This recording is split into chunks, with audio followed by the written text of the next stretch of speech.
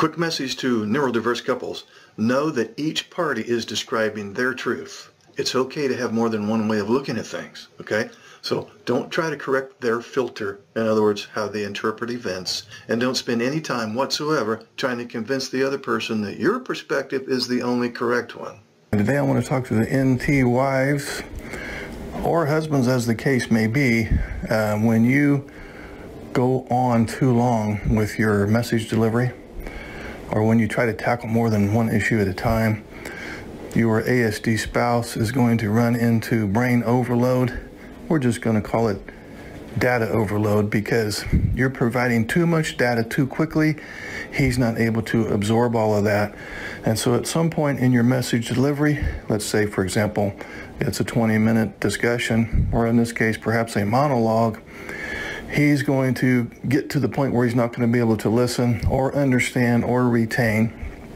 So think of your ASD spouse as that old computer that you used to have that has so much software on it and so little memory space that when you turn it on and you work on it for a little while, it slows down, and at some point it freezes, and then you have to shut it down and reboot it.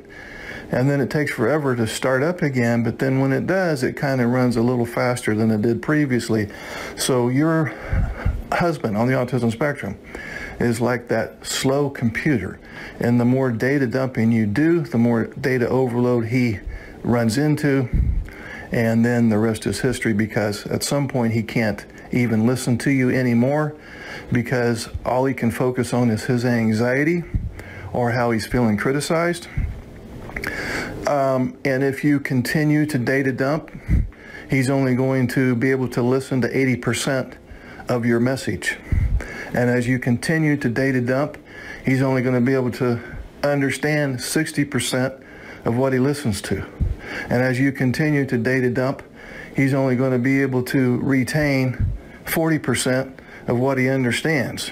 And as you continue to data dump, he's only going to implement about 10% of what he retained.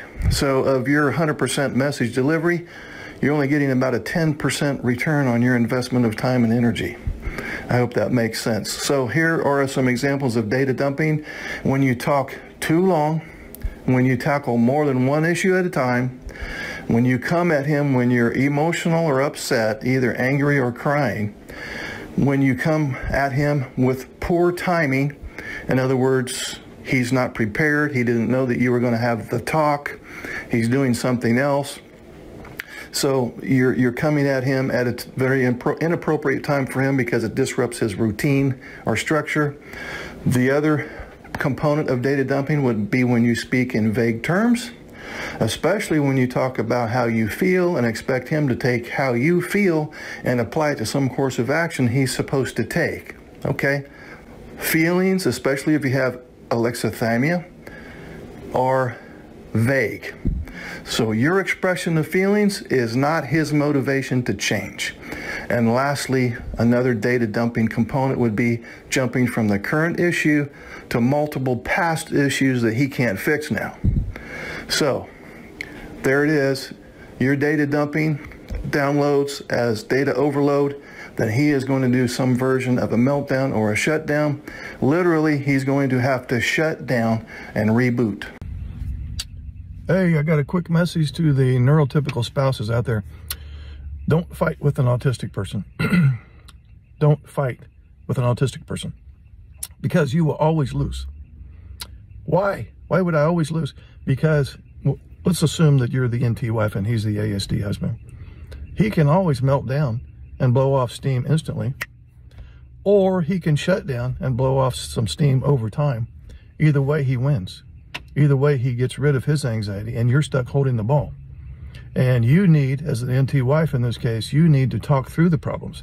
But he's never around to talk about it, because in many cases, you have become his number one source of anxiety.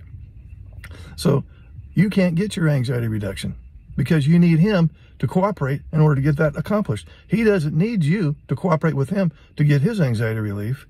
Again, he can melt down and blow off steam instantly, or he can shut down and take 2 or 3 hours or 2 or 3 days away from you, and then he's fine again. That's why you're the one that's depressed and resentful and maybe experiencing some physical health problems at this time. Don't fight with an autistic. You will lose. You're arguing, lecturing, threatening, getting angry with. Not working, ladies. It's not working. You're going to have to come up with another method. You get a big, fat, fucking F- on your report card for getting him to change through anger and lecturing and arguing. Doesn't work. It's not working. You will always lose. You will always lose. You got to come up with another method. What method, Mark? I have groups. The link is below this video. Okay? You can continue to do what you do and experience the same result, or you can get some outside assistance. I'm available. I have groups. There's going to be another one starting here in a few weeks where you can attend and get some other strategies. Okay? Right now, you're batting 0%. He's batting 100%. And you're going to get additionally sick mentally and physically. We don't want that. We don't want that.